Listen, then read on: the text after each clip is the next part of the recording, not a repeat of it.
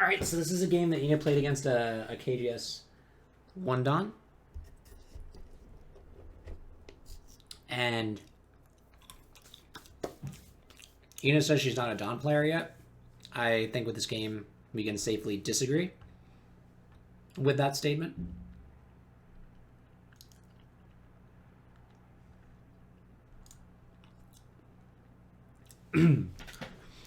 So she was playing black. And just to give you some context for why I thought this review or this game is really cool, if you guys know my Go playing, maybe not tonight, because tonight I was playing a little bit differently. I think because sort of I saw this game yesterday. I tend to try to surround the center in a lot of my games. A lot of them. And what usually happens is I try to surround the center. It doesn't work because the center is really hard. They invade. I don't get enough points. I'm sad, right? So when I looked at this game, it was amazing. So I realized that when I was playing my games, in my effort to not get any weak groups ever, I never took any risks and played inside any part of my opponent's sphere of influence. If my opponent had, you know, my opponent had like stones this far apart, like I wouldn't go anywhere near that. Wouldn't touch it. I try to go from the outside and do some like weird stuff. Like for some reason, I really didn't have a good sense of making a weak group is okay if when it survives, because it inevitably will, your opponent doesn't have as much territory because of it, right? So here's the game. Ino is black. And we see a very strange opening from white, essentially offering this side as well as the bottom against 2 4/4 stones. So when you're not sure of what to do because you see a strange opening, never hurts to just take advantage of the weakness that they have. I mean, you could have even just, closed, so see what they wanted to do with their lives, play a defensive opening, and just see what their strategy is. But this is fine too, because we can see that there's no danger of this stone. I would be worried that just if black gets pressed down, very, very, very, very basic, right? White's building up some stuff, but black wouldn't let that happen. If black saw this, we'd probably see an approach over here at some point, so probably no worries. White actually decides to Tanuki, which is totally fine. Opening's a lot of freedom there. Black just pulls away. White starts to develop, I guess. This isn't putting much pressure on the black stone, but it is threatening to surround, so if we see black Tanuki, right? This wouldn't be great. Now all black would be doing would be living, and white's just getting strength on the outside. So we're probably going to see black react. So again, like black could react this way, but that's giving the strong side to your opponent. So probably just wants a quick base and get it settled, move on with their life. We see a cut. Standard Joseki. No worries. And now we see black forage ahead into white stuff because picked an easy Joseki that settled quickly. I don't know why white played this. This feels very small to me. Feels like you're giving black an all access free pass into this thing that I don't know what you're trying to do. Unless your idea is to build this side in like a giant way. I don't know. Honestly, I don't know this. I don't know what white did with this opening, so I can't tell you. I can conjecture. I can't tell you. Anyways, we see all access free pass to the center. Now white's going to try to build up this side. Black backs off. And now white is going to try to stop this. And well, it's not really an attack, really. because this is a very strong group. So that gave black liberty to take advantage of the opening here. And actually, this move, kind of what we just talked about in my game. Almost exactly. There's a strong group, and like white's trying to, I guess, prevent this strong group from doing anything, but it's not really a valuable side. I feel like this is similar to what we were talking about. Black just goes in. Now we get to a place, it's over here, that makes it interesting. So we get simple Joseki. Ooh. Okay. This is why these people are like 1Qs and Dons, right? Because they see this as an important move. If you're a beginner, you're just trying out a 19 by 19, there's two modes of thought. One mode of thought would be, oh my god, I'm getting attacked. Yeah, exactly. Bottom wasn't that interesting. I think what white should have been closed or something. So there's two modes of thought for beginners, right? Either they freak out, they're like, oh my god, I'm gonna die. I gotta make eyes. Gotta do it right now, right? Something like that. Or the other mode of thought, which is, I can Tanuki. I'm gonna, I don't know, go over here. And then white's like, okay, I'm gonna go over here. And white's like, I don't really care anymore. And then this being surrounded, then white like attacks over here. Long story short, if you get a couple more Gote moves in, then this is horrifying, right? Not being surrounded is so important, which was why I kept like pushing up in my games, because letting yourself get surrounded is worth its weight in like gold if you can surround something. So that's why we see black do this, because this running battle here, even though it doesn't seem like black's getting a lot, black is getting safety in the center as well as opportunities to reduce the right side the more white decides to chase it. White pokes, goes this way. So now this is even more reducible, right? Whereas the other way, black had no access, right? What was the other variation? Yeah, like the other way, black had like no access, right? Now we see a lot of access. Attacking that, I guess that you needed to respond to. I guess this is a life and death issue now, but you can just close and that's fine. So now white decides to, I guess, protect its stuff. Still tons of weaknesses, though. So, like, the fact that these stones are here make these things possible. It makes all these crazy invasions and reductions possible, right? So that is why not getting surrounded is so important. It just leads to so many great things. And even if you can't understand or you don't know how to use these great things, it's a good thing to start practicing. So even if you're just jumping out and you're making sure you're not surrounded in the corner, making sure whatever, even if you don't know why you're doing it, keep experimenting with ways to use it. I guarantee you it'll pay off. So, real game. And this right here, ladies and gentlemen, is what made it so interesting for me.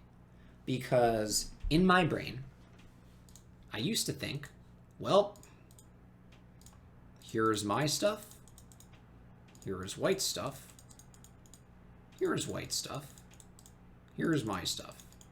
I'm not going to touch that ever. I'm not going to touch that ever.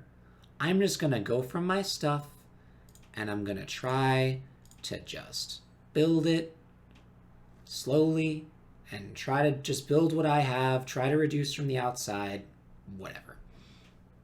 Right? What that would probably lead to is,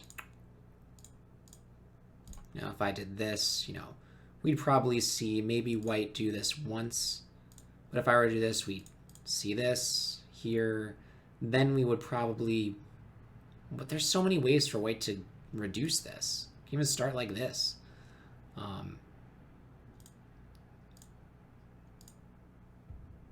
Right? You could even do something here. And then maybe you've got threatening here, you're coming back over here, you're threatening that. Sure, the group is under attack, but... And I just played a really random variation. But it's just so easy to take this away.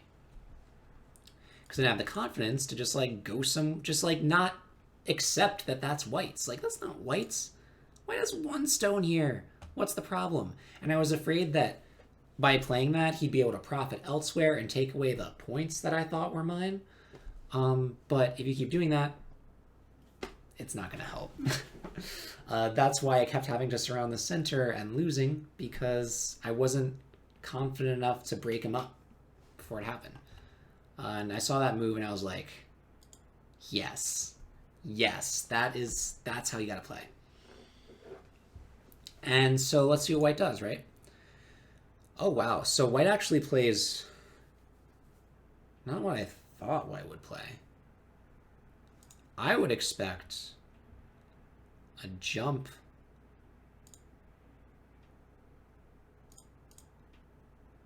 Although that is kind of super under attack, but then at the same time, you've got the corner to go into anytime you want.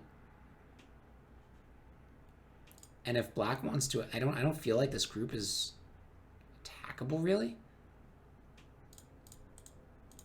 But then from there you can like rip out black stuff. Maybe defend there. I don't know. That move felt really weird to me. Yeah. Anyway, we see white enclose. Black decides to kick, which is a great idea, because if white were to play here, we see that black already has a stone there to complete the Joseki, and it's pincered. So black can do a lot of great things. White doesn't do this. Now white decides to jump out. So he did jump out in the end. I suppose he wanted a little more strength on this tone before he did. What do we got? White jumps out, and like this is no problem. Like I'd be so worried that like the stone would be captured, but it's fine. There is so much space in Aji to make eyes and stuff. Like, no worries. Even this thick shape, right? There's places to go. White's trying though, but it's very easy to slip through the cracks here. And that's very subtle. Like, remember that whole idea, like, don't get surrounded? She's not just trying to locally make life, you know, trying to, like, make an eye here and let white just surround her entire group. The key to survival is not getting surrounded. If you're not surrounded, you can't die. And she's counterattacking at the same time. Now we see this battle is heading straight into white stuff. So if white's not careful, we can see a big invasion there. White has to protect his things. Now we see an attack on this group, which doesn't have eyes yet. We see a few forcing moves in the bottom.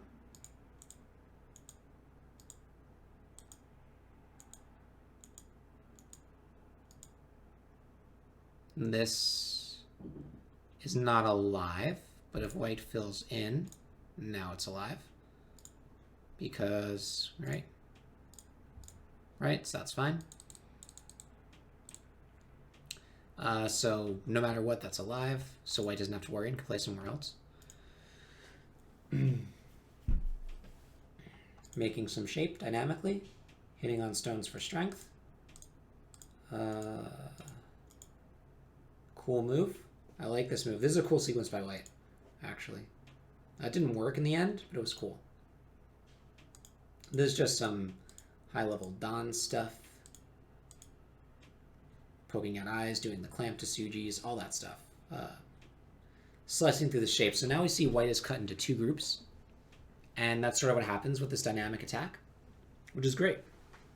So if black just passively defended these stones, oops, from the beginning, this attack and this splitting thing would never have happened, right? So a few beginners out there, just one more reason not to get surrounded.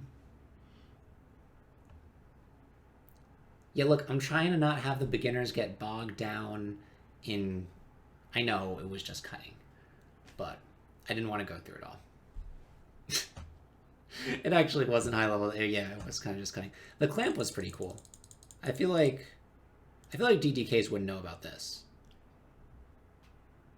That's true. Beginners cut everywhere anyway, but the thing is it doesn't work for them.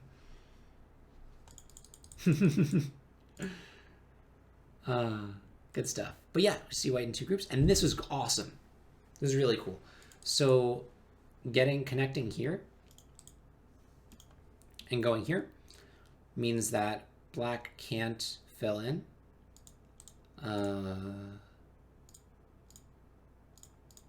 Right? Because bad news, totally captured.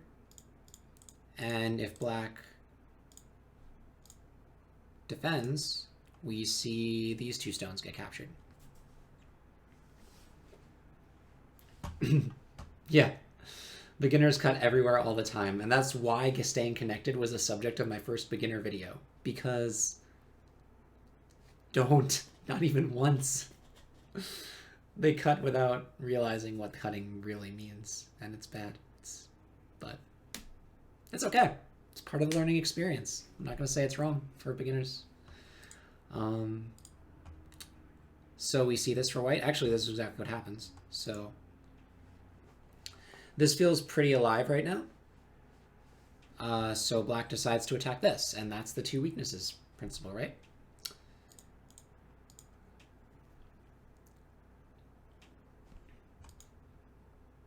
Double Hane, defend, trying to make shape, pushing, forcing move, and look at that. Cuts away two stones, and white misplays huge here. Cuts away two stones and cuts off the rest of the group.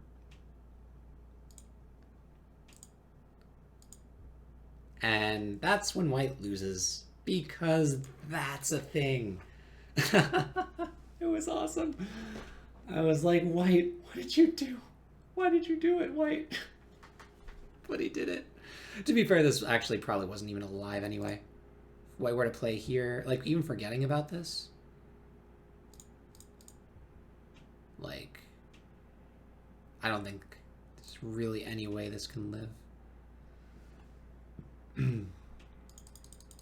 Yeah, that was a bad mistake. So if I were to go here, black kind of has a choice to make. Yeah, I guess I would connect, because that's like too weak. Then white would still have to figure out how to live with this thing. I don't know how one would live with this.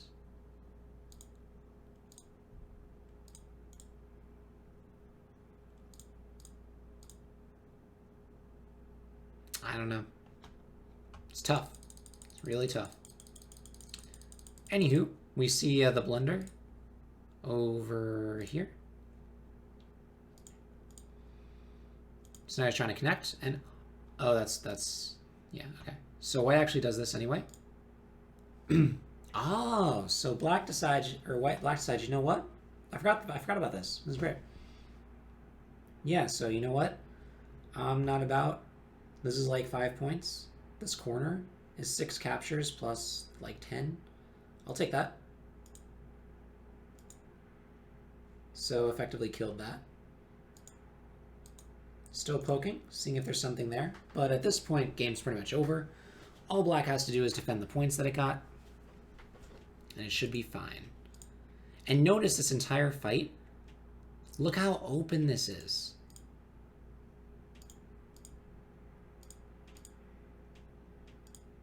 Look how, and white didn't really even, because like that's open too.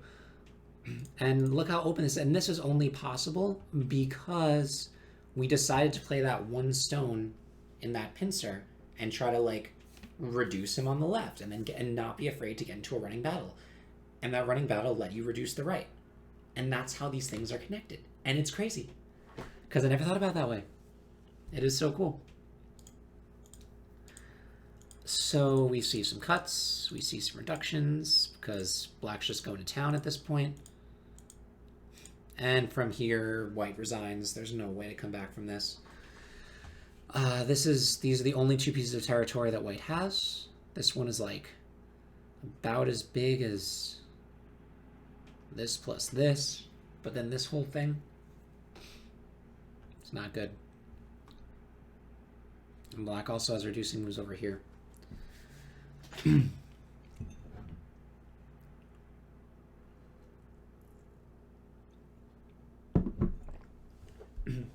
So these were really key things that I'm so happy I found this game for. I actually started looking, Ina, because you were saying on the chat about how you wish you were a Don, and everyone was saying you are a Don. I'm like, she had to have beaten some Dons on here. And you did. So I looked at it, and I'm very glad I did.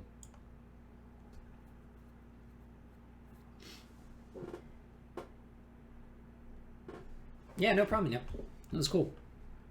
Quite cool. And so just to recap, what I think are the most important things of this game. Here was important thing number 1. Don't get surrounded. This is just life and death. Here was important thing number 2. Don't be afraid to shake things up. Because that's how we do. And don't be afraid, because with open access to the center and with practice making life, you'll get there. And even if you die a lot, like, you'll get that intuition between, like, oh, this is invading too deep, I shouldn't do this, I'm gonna die, or this is the right time, and that'll come. But I wasn't letting it come because I wasn't trying any of it. So I never got that feeling, and that's why probably I'm so bad at invading, because I never developed that intuition because I never tried to challenge that part of my game, right?